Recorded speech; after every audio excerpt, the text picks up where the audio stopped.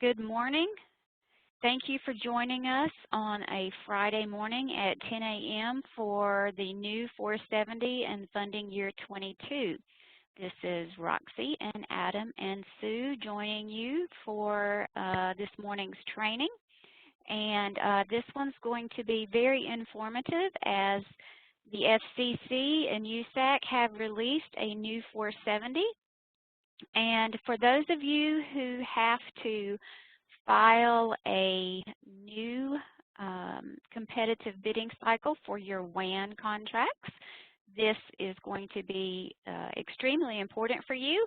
And if you are a library or a Head Start joining us, you have to file 470s as well for Category 2, so that you'll want to pay special close attention for this as well. So let me make sure you understand that if you are a charter school or a school district in North Carolina, you do not have to file a Form 470 for Category 2 purchases if you are using our state master contracts for your Category 2 purchases. I will also say to you that if you file your own 470 and choose different vendors for Category 2, we will not pay the non-discounted portion. So please be aware of that. So I will repeat. Charter schools in North Carolina, school districts in North Carolina, you do not file a Form 470 for Category 2, which is competitive bidding. We've already done this for you. The 470 exists, the contracts exist. So you're just going to start with the mini bid process and the 471 for funding. The only 470s that charters and school districts need to worry about are for WANs, or if you're a charter and you do not participate in NCREN, which is the free internet, and you have to secure your own internet services, then you would file a Form 470 for internet. Libraries, you're going to file 470s for internet and WAN. And if you are a Head Start, you're going to file 470s for internet and WAN as well. So I just want to make sure everybody knows where you are in the processes for today's presentation. Today we're going to talk about competitive bidding, which is the purpose of the Form 470 in the E-rate world. We're going to talk about evaluating bids, what to do and make sure you have done before you file, what's an RFP, a request for proposal, or in some places are called invitation for bids, or IFBs. So what are they? What should I include? And are they even required in your world?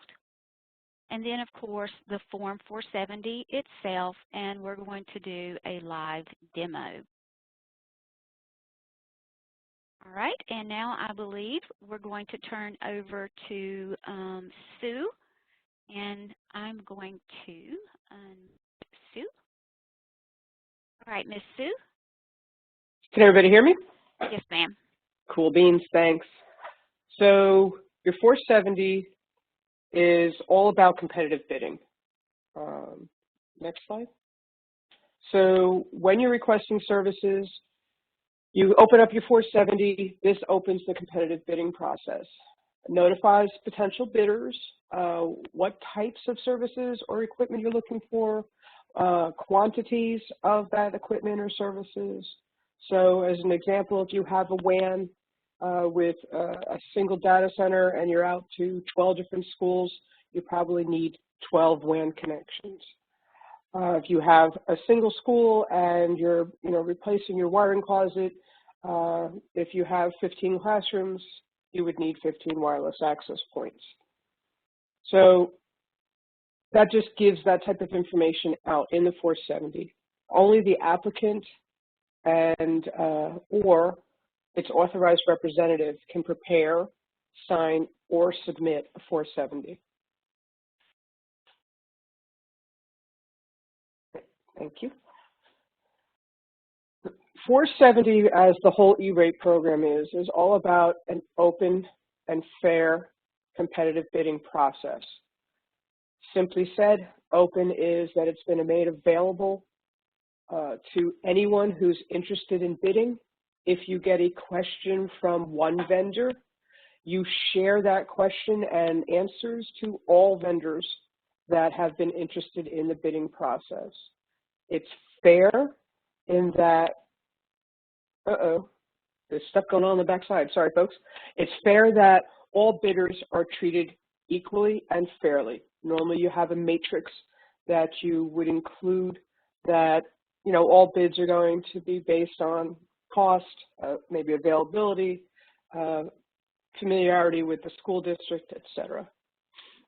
The 470 also requires that you keep all the posted 470s open for 28 days.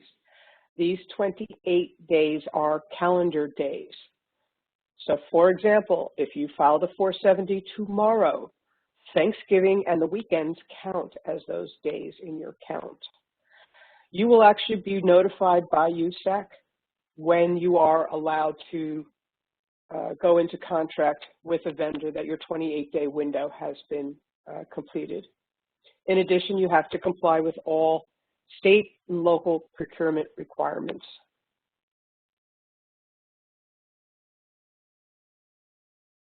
Next slide, Roxy. I did. Sorry, I blinked. You can also use requests for proposals or RFPs or IFBs, as Roxy mentioned, to describe specific needs and circumstances in additional detail. USAC will refer to an RFP or an RFP document generically as an RFP. RFP documents are any documents that provide additional information that provides more details, a more explicit scope of work, so to speak, for your projects. Most of these do not require RFPs. However, you must issue one for some requests. You may also be required to do so by your school boards, and again, your state and local procurement rules. Any information on your 470 must match the RFP. So you can't say, you know, you're looking for 13 WAN connections in your 470 and then have in your RFP that you're looking for 24. All RFPs and RFP documents must be attached to your Form 470. Your Form 470, it will ask you if there was an RFP document created for this, so it needed to be uploaded. Yep, so the documents that are any updates that are done to the RFP during the competitive bidding process must also be updated in EPIC. You cannot list specific makes and models of products and or services. You must allow for equivalent products or services to be bid. So for example, you might be a complete Meraki shop. Everything you use is that. Your option, excuse me, would read Meraki or equivalent. You can list in your RFP or in your details of this 470 specific features and functionality that your Meraki network uses and that you live and die by in your school district or in your school. Bidders disqualification criteria. So if they only bid on one part of your 470, if you have you're looking for chassis switches for your core closets, your MDFs. So you've got the chassis switch and the additional PSU with power cord. You've got a couple modules and some transceivers. If they only bid on the transceivers, and if you have put that they must bid on the entire package, they could be considered disqualified. But you have to have that information in there. If you don't state that you're requesting all bidders to bid on the entire project that is in this 470, then they can bid on just bits and pieces of it, and that leaves you in a quagmire. EPIC will automatically add your or equivalent language in your 470, but just make sure that your RFP also allows for that or equivalent. And if you have any disqualification factors, you must list them in your 470. They're really, off the top of my head, I can't think of an example, but you'll realize them, especially if you've been in this biz for a while, what that might be.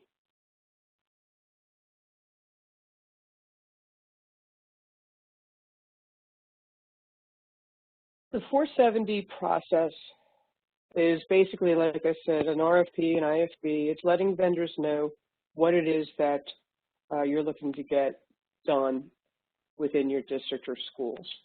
The E-rate program works on the lowest corresponding price, so to speak. What they have told service providers are, if you provide WAN connections, or let's just say you had to do a 470 for an ISP, if you provide internet services at 10 meg to offices down the street from your school for $100 a month, you have to also offer that lowest corresponding price to your schools that might be in that same, fiber path, so to speak. So service providers are required to offer applicants their services at the lowest corresponding prices charged to other situated customers in their geographic service area. So if, Bob's Big Boy down the street has that 10 meg connection for that $100 a month, and your middle school is your space that you receive your internet service, and that's you need that same 10 megs, you should be offered that same $100. So basically, it's the rules in place to make sure that you're not charged any more than any other non-residential customers for seeking the same services just because you're an E-rate. So that, federal government doesn't want to get swindled by the carriers. There are exceptions if, the vendor can show that they face significantly higher costs to serve you due to, volume or mileage from the POP and or length of contract. Obviously, if you take a 5-year contract, you're going to get a better price than if you just go month to month. And this applies to all service providers for all service agreements, whether they be tariff, registered with the BPU for those costs for specific types of services, month to month, or contracted.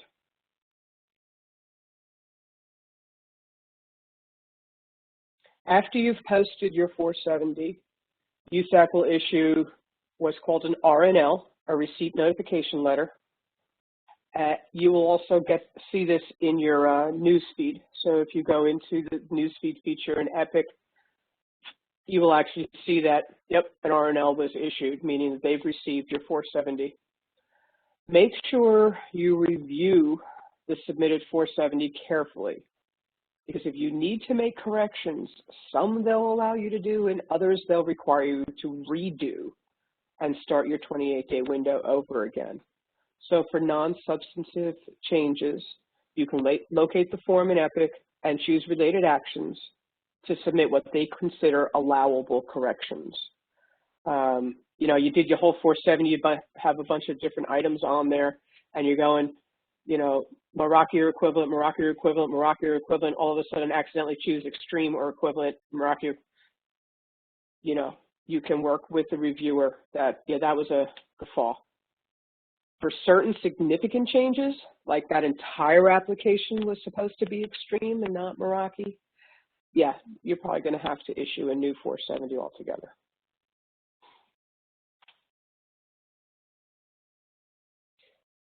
Evaluating bids. We strongly recommend, USAC definitely recommends, it's a simple little process, create a little bid evaluation matrix. Just a simple little squares, price, vendor familiarity, knowledge of, the project or knowledge of their product, recommendations from similarly built schools, something that you can go through and say, yep, they had the best price, well, their price was really good, but wow, look at how much, work they've done for other schools around me. Make sure that there are obvious criteria or factors. It's recommended that you have, 2 or 3, and it's also recommended that you assign an evaluation factor a point value or a percentage. So you might go, 1 to 5, 5 is the best. So that's real easy. At the end of the day, you go down the bottom of that chart and you say, yep, Bob's discount services, had a perfect score where, Joe was, just 2 points off. So it's something obvious. You're going to keep this information for many, many years. So make sure that you have something that you'll remember how your grading system went. Just remember, you cannot weigh any other factor to be equal or higher than the cost of the service. So if you have 4 evaluation criteria, price can be 26%, as long as none of the other ones are higher than that 26%.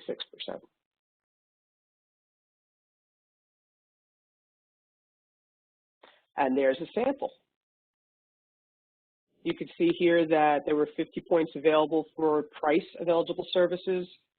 Vendor 1, their pricing wasn't all that hot. They only got 15 points, but vendor 2, they were spot on. That's the best price available. We gave them the highest mark. We gave them the 50 points. Vendor 3 was pretty good with pricing, but they weren't the best, so they just got a 35. A second criteria that we put in here was a prior experience with vendor. We gave that a total available points of 20. So you can see vendor 1 and vendor 3 we've got familiarity with, so we gave them both a 20. But vendor 2, not so much. Never worked with them, so we gave them a 0. Is this service provider bonded? So that's very, obvious. They're going to give you that information, what they're bonded to and all the limitations and things. Gave them another 20 points, and that just went up the ladder.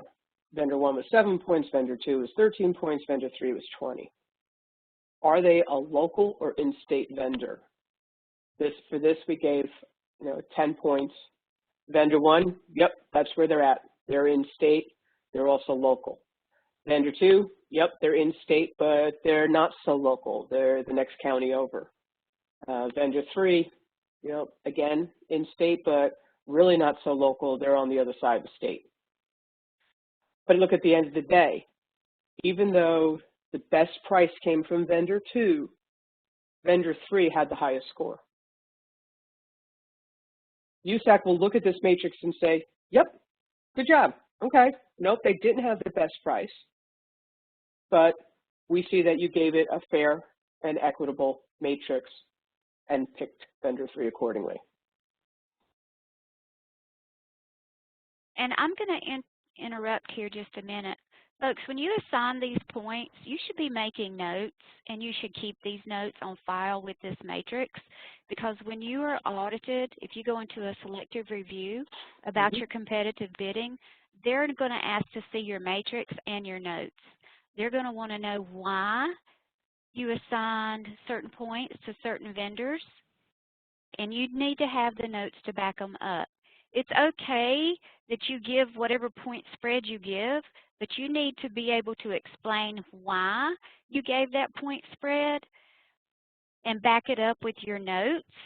So you need to be very detailed and write everything down and put it with your bid matrix. Okay, so don't just save the matrix, save your notes too, so that you can back up why vendor 3 won as opposed to vendor 2 or vendor 1. So save your notes. And it should be a committee evaluating. That's what I was just going to say. Oh, sorry, Sue. No, it's quite all right. You're on a roll there, Rox. Go ahead. So the other thing, as we were both heading into the same direction, is that there should be a committee involved. Again, at the end of the day, the spirit of E-Rate is open and fair bidding process. I might have to recuse myself from being a part of a bidding process because my brother-in-law works for Comcast. You know, that's really not right. I should not be a part of that matrix process, but I'm still the tech director. So I might have to give 3 other people, you know, that voting process if Comcast comes in and bids on my school's internet service, as an example. But each of those people should be filling out a similar matrix with their opinions, their thoughts, their notes, their John Hancock, and dated. And all of that then goes to, you know, together. You know, here's the IT director recused herself because one of the vendors that bid, you know, too familiar.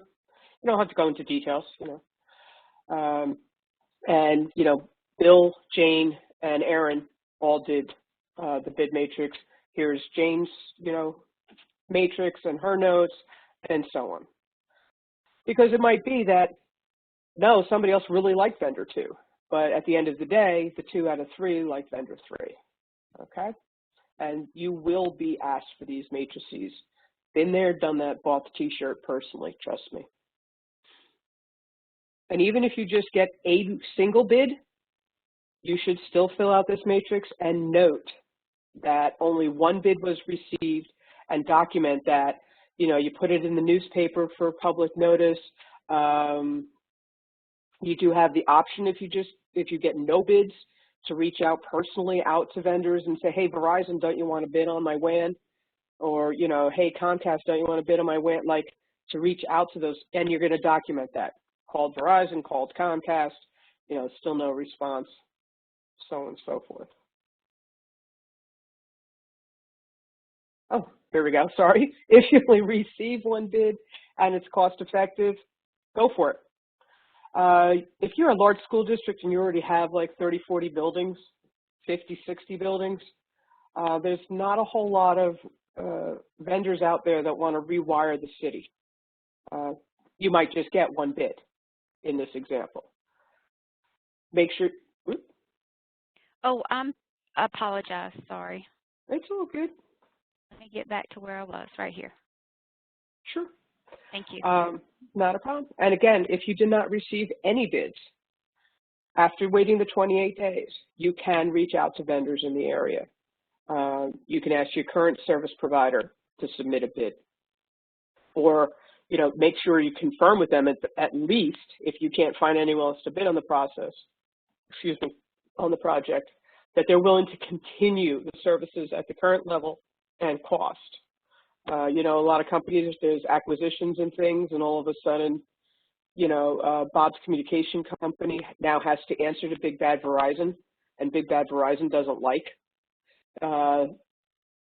possibly doesn't like the E-rate program and says, yeah, no, we're not bidding on that anymore. Well, if Bob can still provide you those services through his company until Big Bad Verizon takes over the payroll, you'll be okay. Again, document, document, document, and save, save, save all those communications.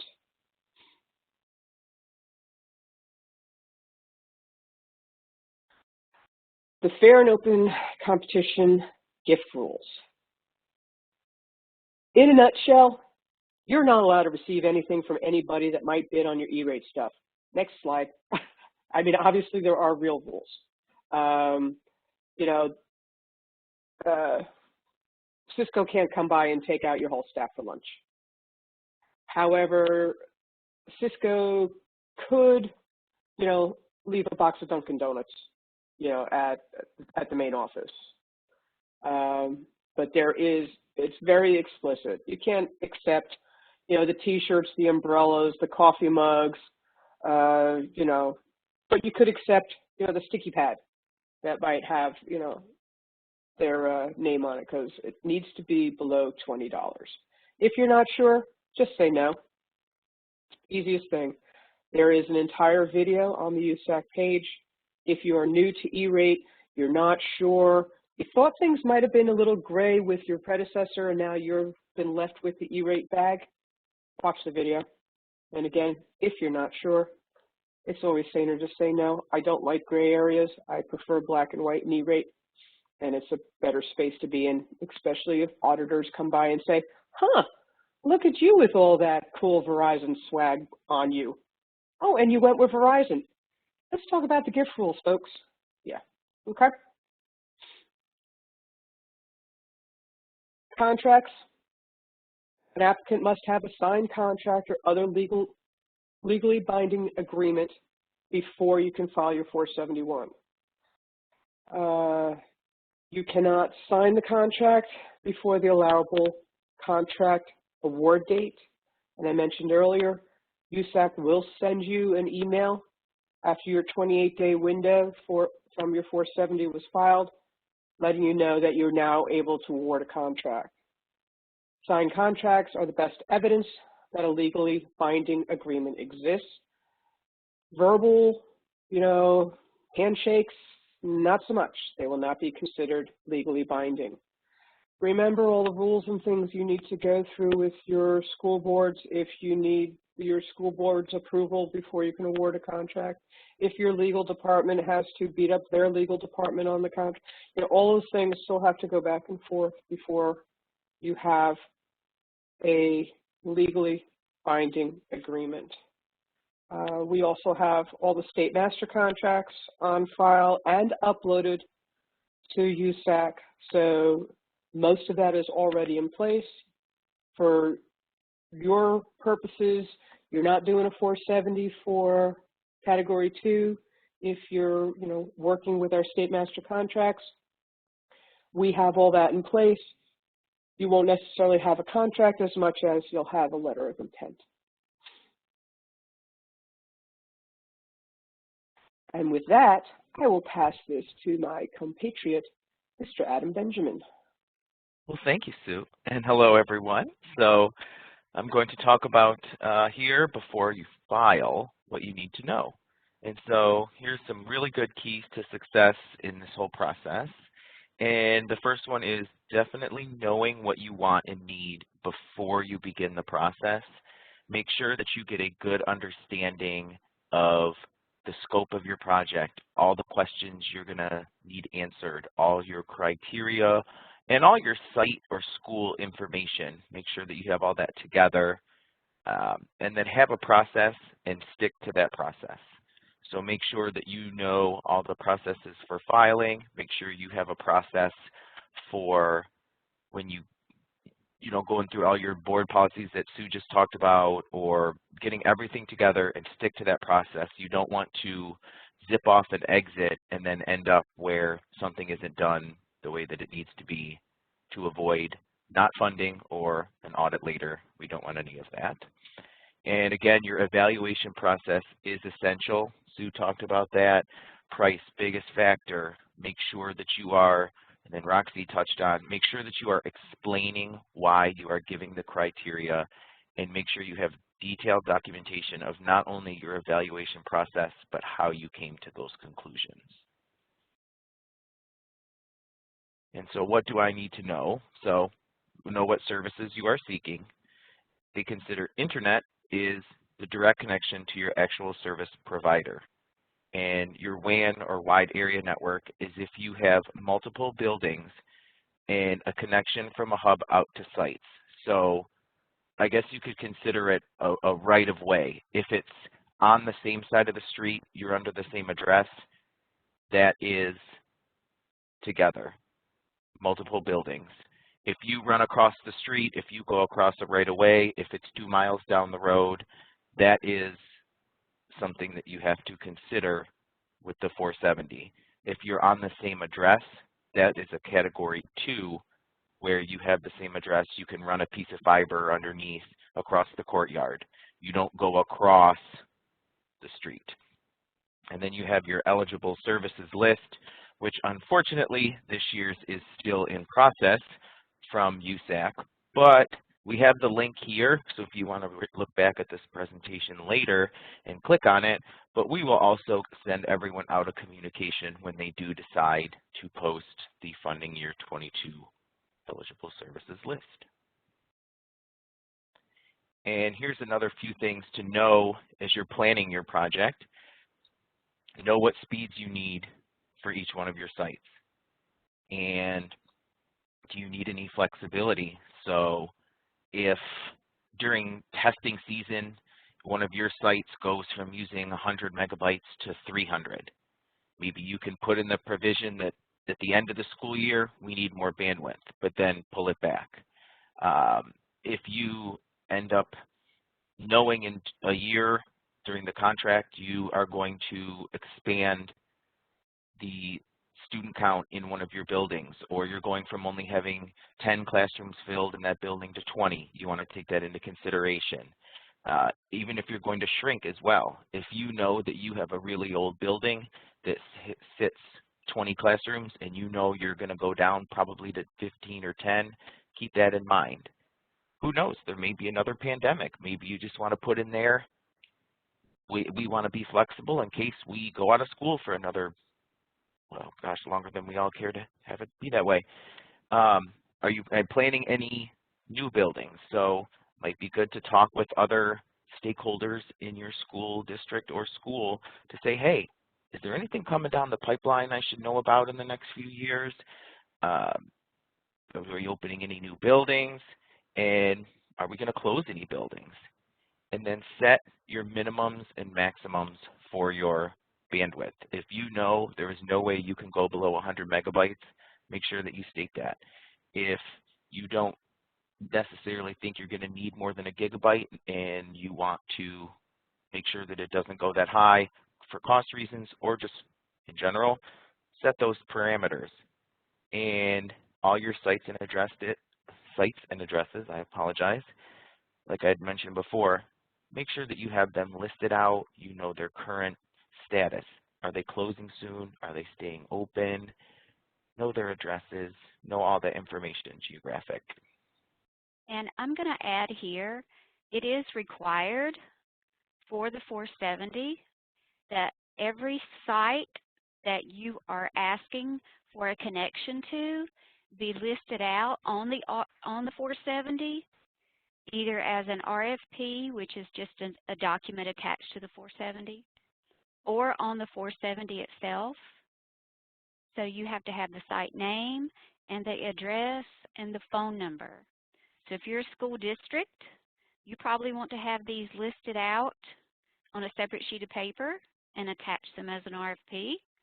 If you're a charter, that's easy enough just to list it if you have one building or two or three. So it has been required over the last several years to actually have all of these sites and addresses as part of the 470. So that is a requirement. So make sure you note that, please. Site name, address, phone number. And it'll also be very helpful, you know, if you want specific speeds per site, like if you want 2 gigs to your high schools, 1 gig to your middle schools, whatever, that you might want to put that in your RFP too to help the vendor be able to quote what you're looking for. So you need to be specific. All right, and here, thanks Roxy. And here's a nice sample timeline for you to fill out for doing your 470 process. And there's the link for it under our website. So we have a list of events that have to happen for this process to go smoothly and amazingly, and the day, date, and time.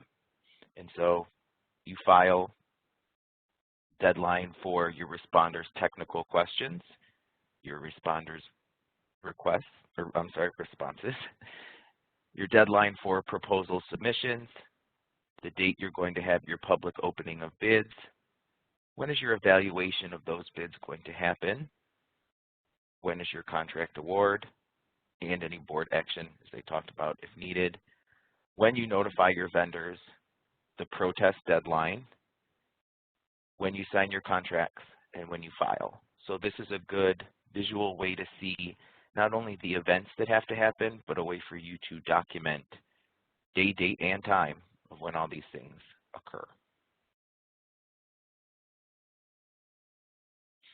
So in RFPs, what are they and what should I include?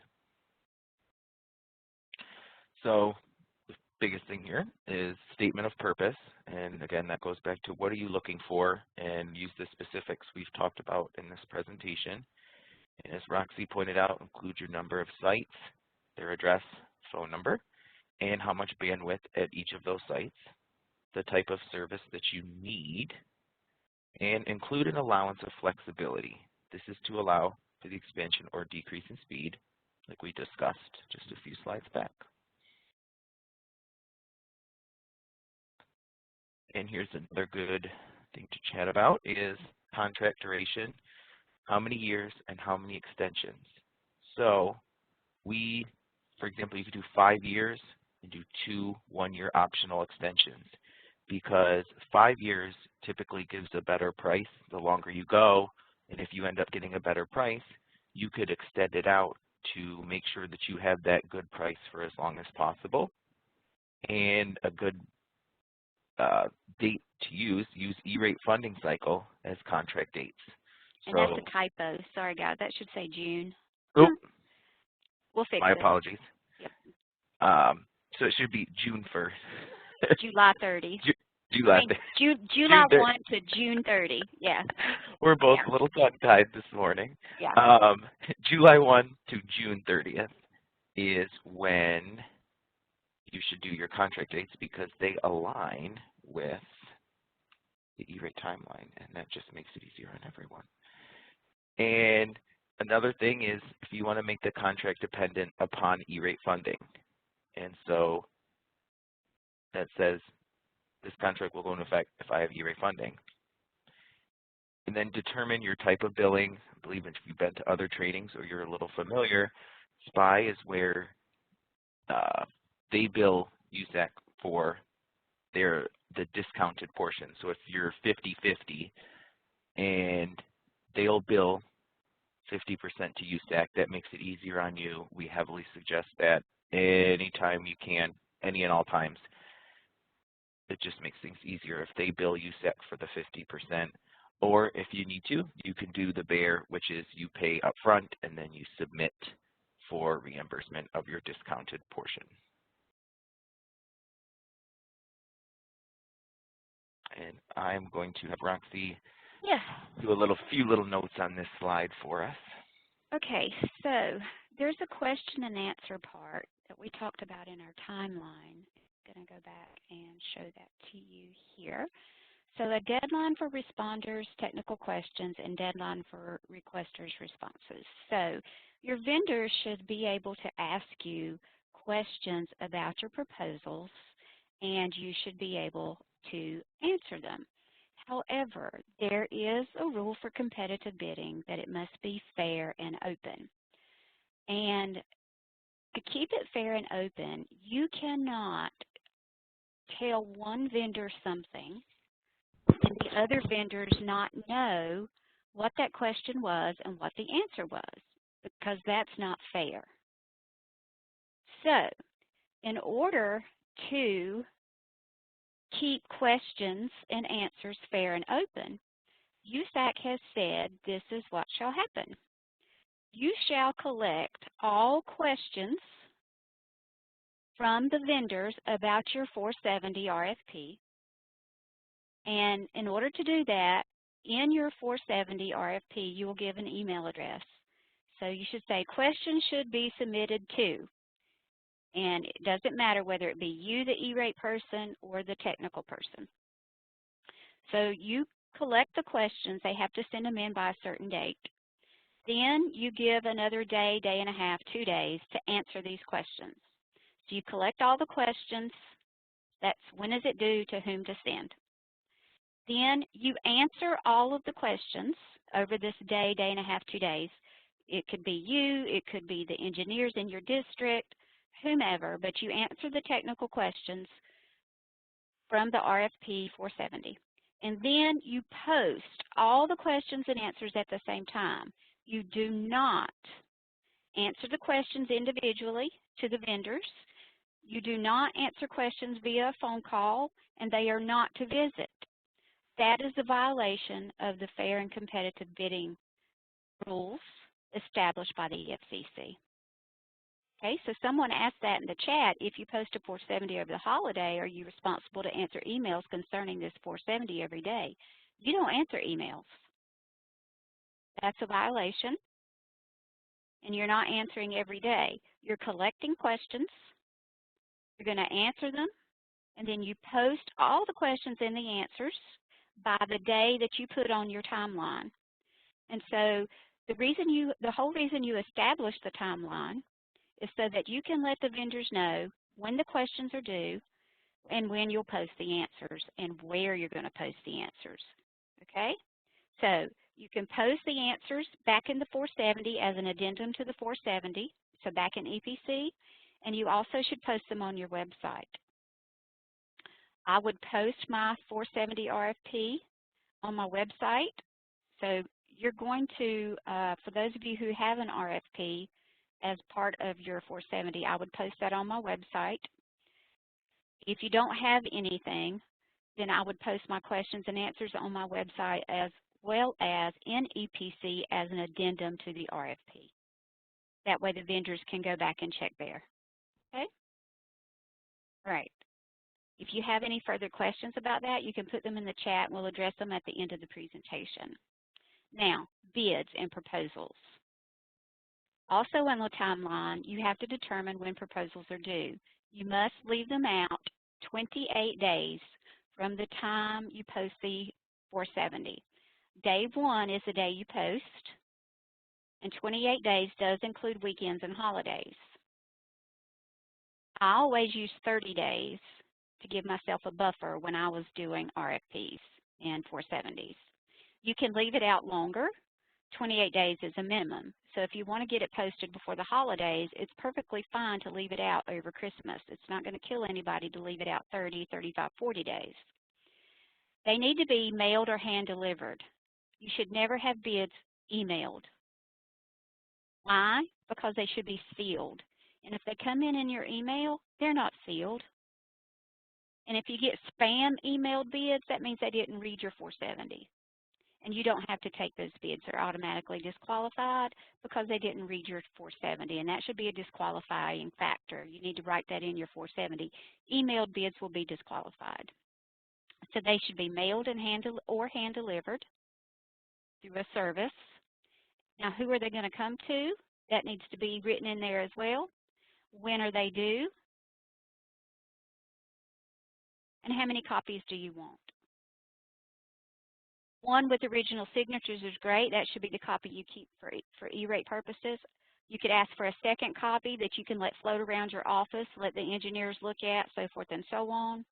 And then I always would want a digital copy because it's so much easier to put in your digital files if they send you a digital copy instead of having to stand at the copier and scan that whole sucker in. So you decide how many copies you want, but all of that has to go into either the narrative of your 470 or in the RFP. So you can see by typing this up in a Word doc and attaching it to the 470, it becomes an RFP, if you will, if not a technical one with T's and C's, terms and conditions. It's just so much easier than having to remember what to put in that tiny little narrative box on the 470. Okay? All right, moving on. And I think these are mine, talking about the 470. So the 470 itself has had some major changes in the drop-downs. So you have to be very, very careful. Most of you out here are looking for least lit fiber service.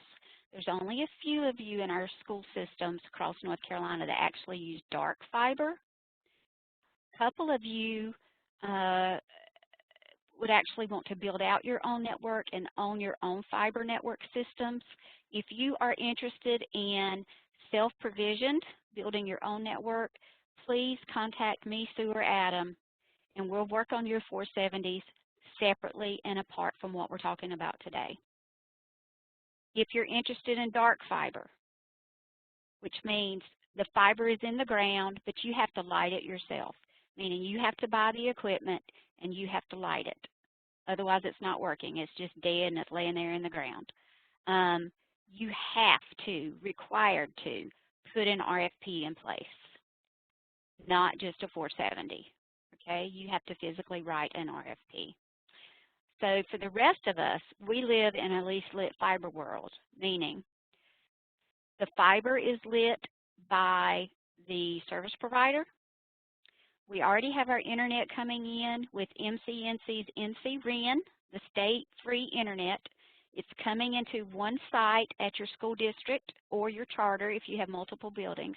And all we want to do is take that signal, take that internet, and send that signal out to the rest of our school sites via a wide area network or a WAN.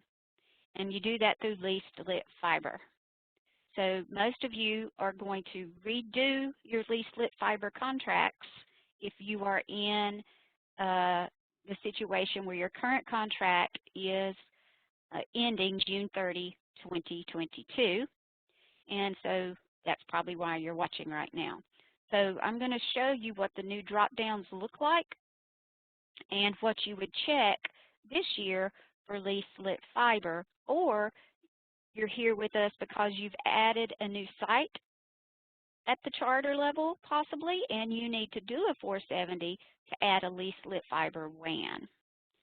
Okay, so I'm going to jump out of this and I'm going into our training portal, which looks like this. And this would be what your interface looks like when you enter EPC. And I would please suggest that you file this with us or have us review your Form 470 before you certify it to make sure you have checked the right boxes, okay?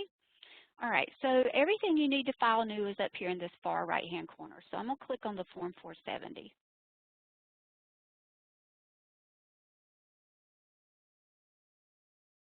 And we wait. All right, so the first thing you do is enter a nickname. And as I like to tell everybody in North Carolina, as state coordinators, we see the world in our portal. So I want to be able to tell your 470 from somebody else's 470. So please start with your school name, okay? So my school name,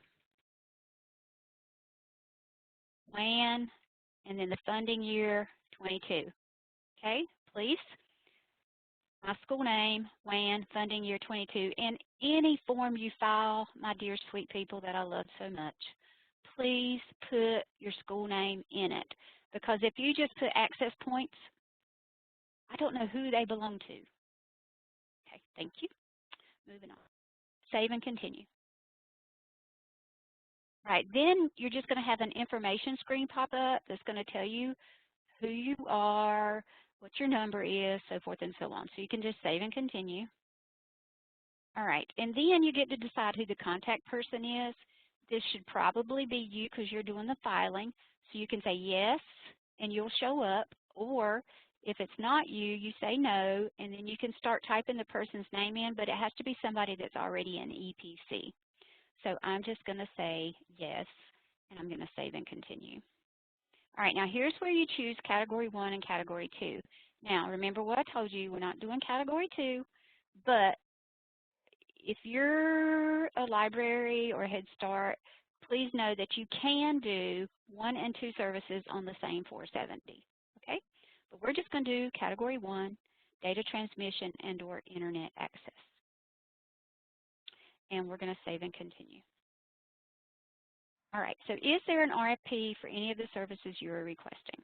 All right, so remember what I said. In the E-rate world, an RFP is any piece of paper, any document that you're going to attach to this form. And I'm talking with my hands, but you can't see me because I don't have my camera on. But I just thought you'd get a laugh out of that. So it doesn't have to be a technical RFP, but any document. It could be the list of addresses, school names, and phone numbers, okay? But it also could be the 76-page technical RFP like my school district used to make me do when we did these. Because in some school districts, and remember, you have to follow your local rules. if it's a purchase over a certain amount of money, you have to have a formal RFP. So you must follow your local rules first and foremost. So if they say RFP, you better be putting an RFP in here. Okay, so I'm going to show you what it looks like both ways. If you say no, you save and continue. It moves to simply your narrative where you have to write out every little bit of piece of information, and you add your service request, where I'm going to go back.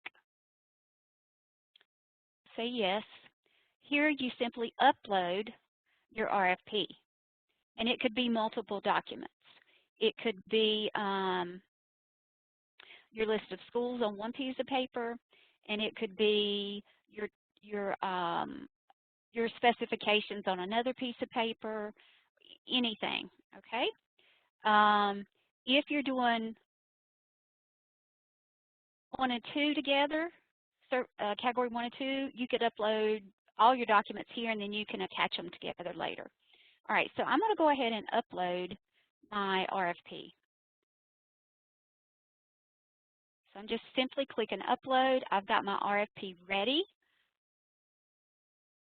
Just stuck a blank piece of paper on my desktop. And sample WAN, there it is.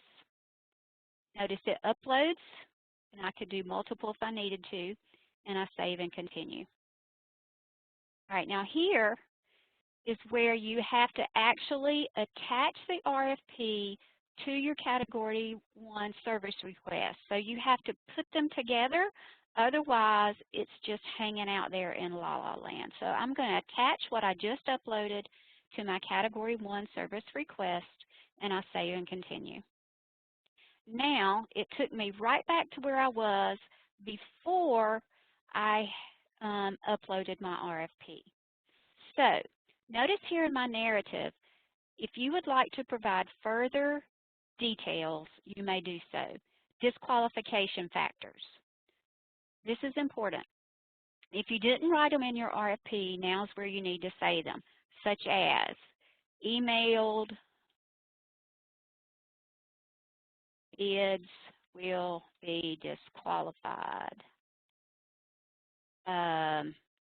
Bids other than least fit fiber solutions,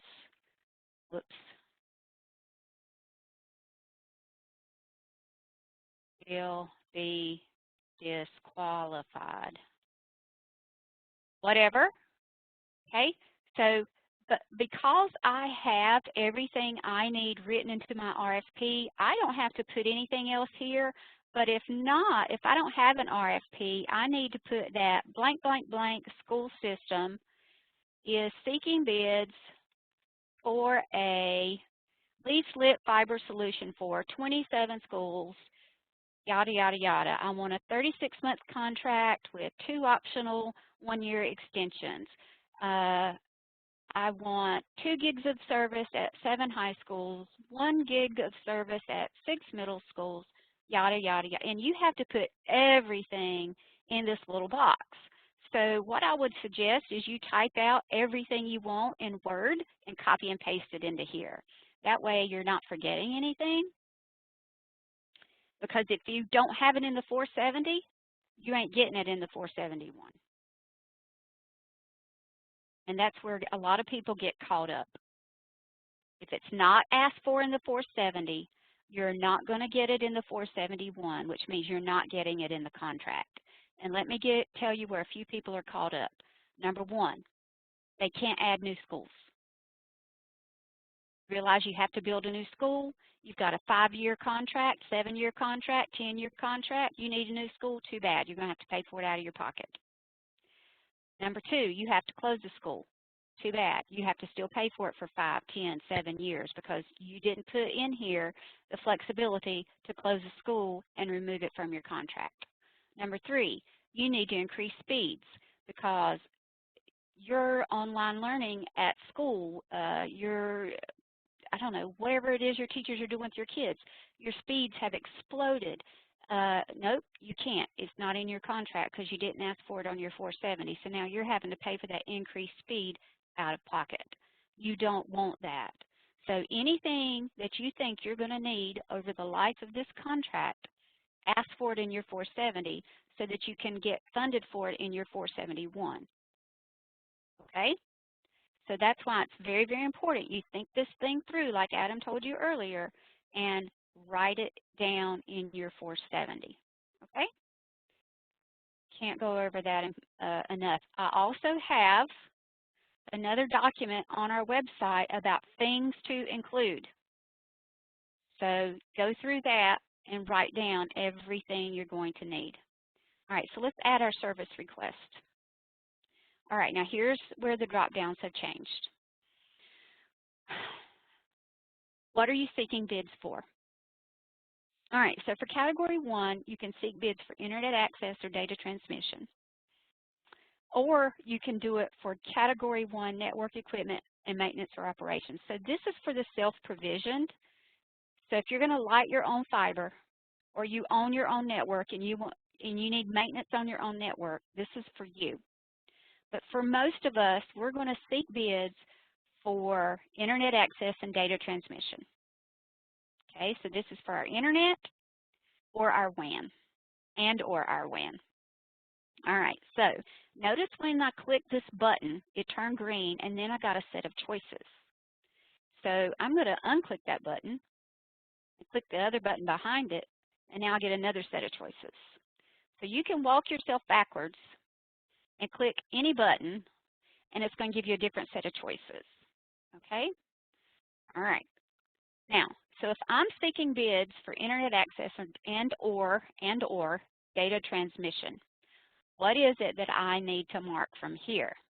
All right, so our choices are, I seek bids for Internet and data transmission. Internet and. So I'm a library. I need to bring in the Internet.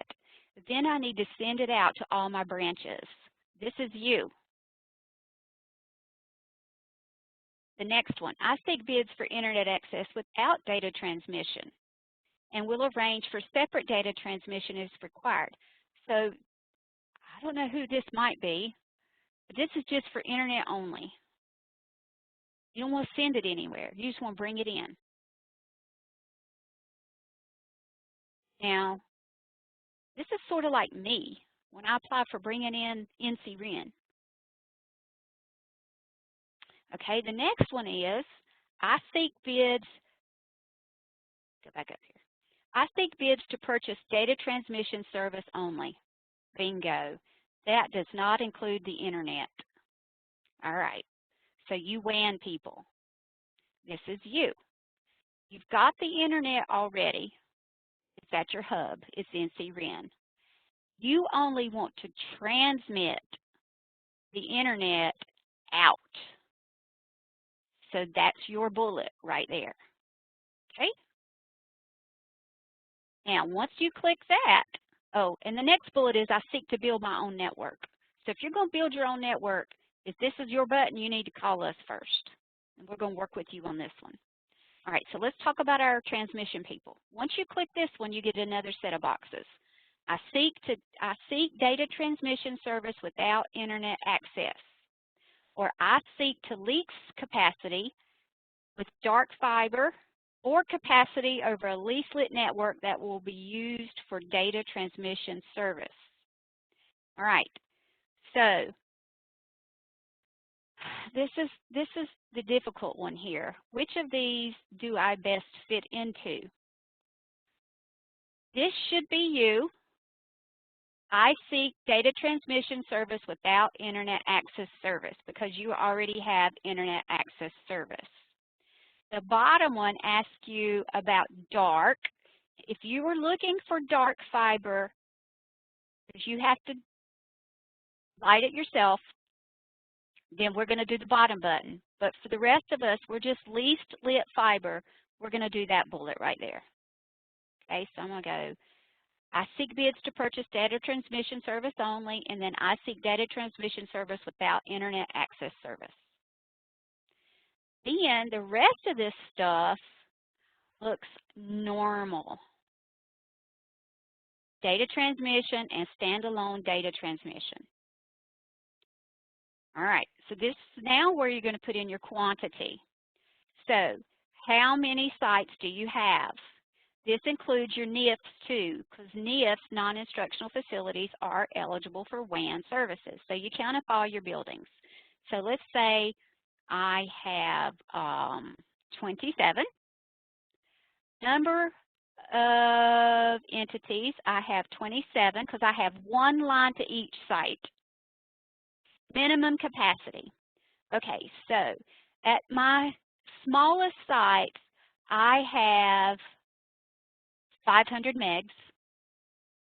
At my biggest sites, I have 5 gigs. So like at my tech site, I have 5 gig pipe, but at one of my little records room, I only have 500 megs.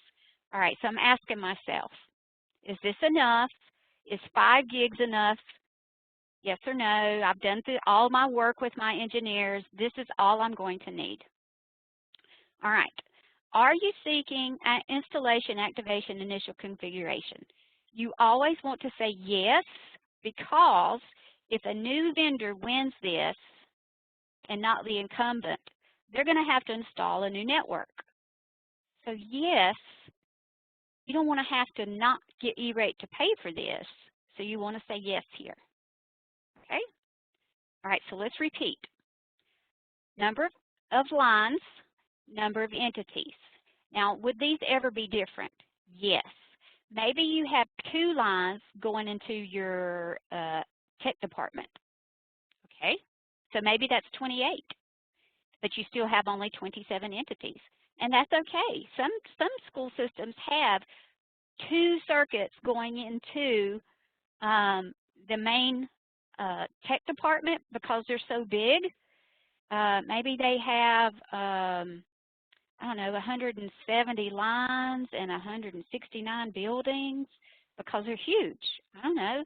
Maybe they're 1 gig here and 25 gigs there. I don't know.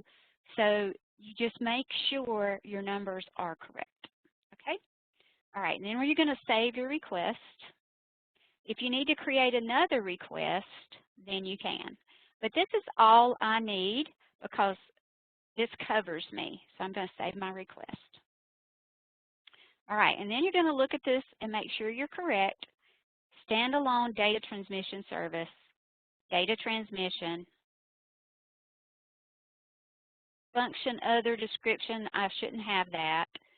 Minimum, maximum, that covers me. I don't need any more. There's my entities. There's my units. Yes, yes, yes. I reread all this. All right.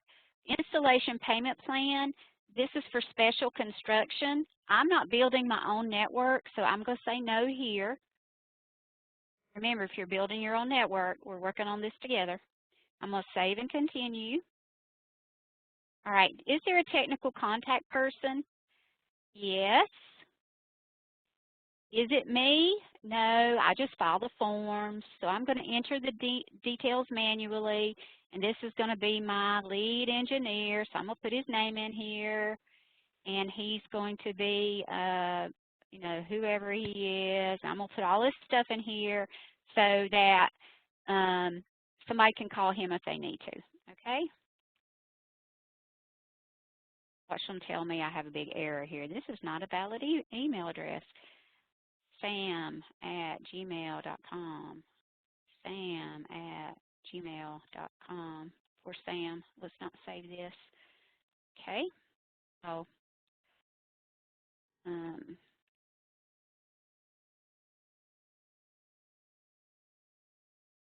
See if it'll take that. Okay.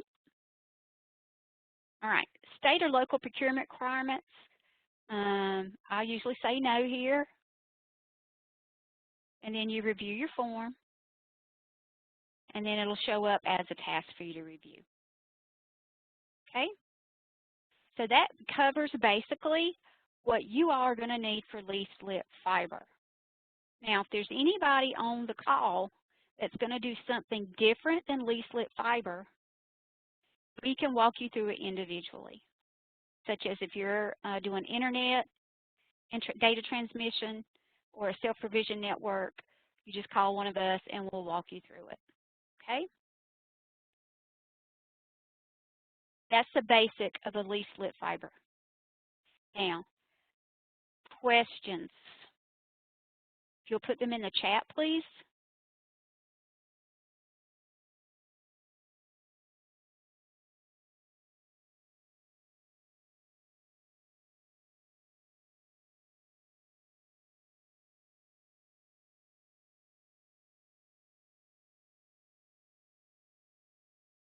While we're waiting on folks to write their questions, your 470s need to be posted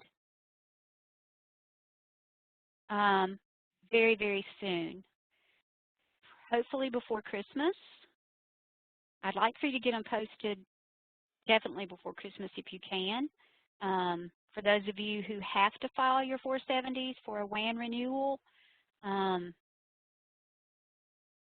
once again, we'll help you file them. We'll help look over everything that you have so that you can get those bids back in and get your 470 filed, your 471 filed, you know, in February, the middle of the filing season. Moving on to the next slide, while we're waiting on some questions to come in. There is a USAC training video for the 470. John Noren, who used to be with USAC but has since retired, talks about filing the 470 for leaf-lit fiber under a different category. But we've talked to our SICA friends, and what I showed you today is really the best scenario for leaf-lit fiber since you're only looking for data transmission. We've went round and around and around and around about filing leaf-lit fiber with the 470. We also have our website and our handbook links there as well. We will be posting this video and our slide deck for you so that you can watch us go back through filing that 470 whenever you need to. I do not see any questions at this time in the chat window. If you want me to unmute you, just put your name in the chat and I can unmute you and you can ask your question aloud if you would like.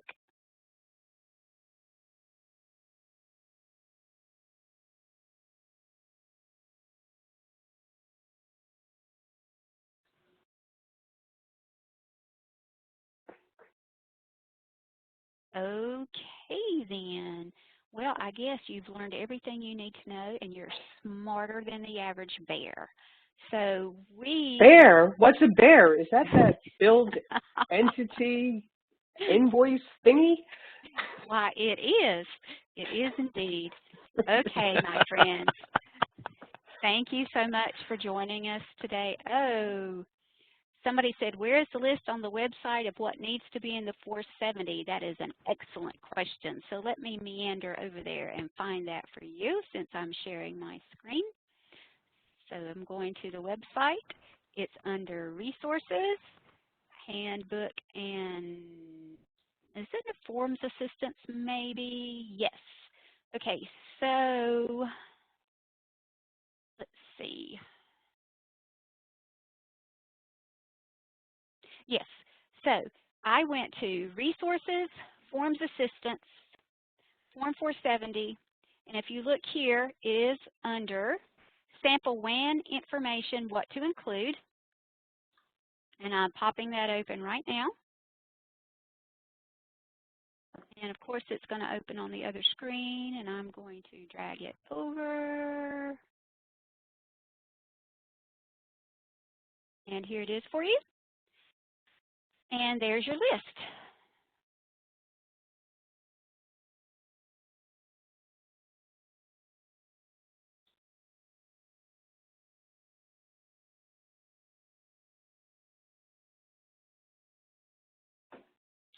Hey, Roxy, I got a silly question. Sure.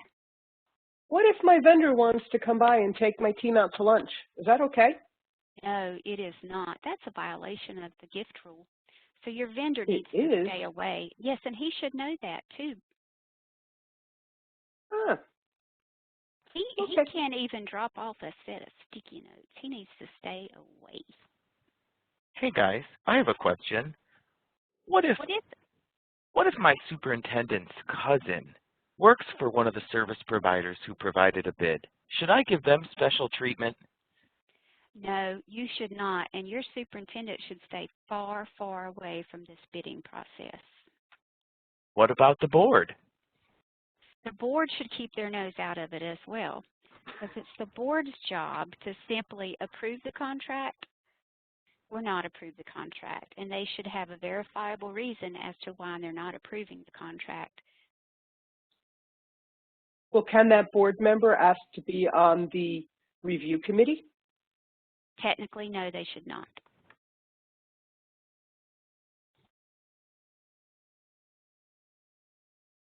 All right, does anyone else have any other questions? Those are excellent questions. Oh, don't mind us. We've never lived through audits before.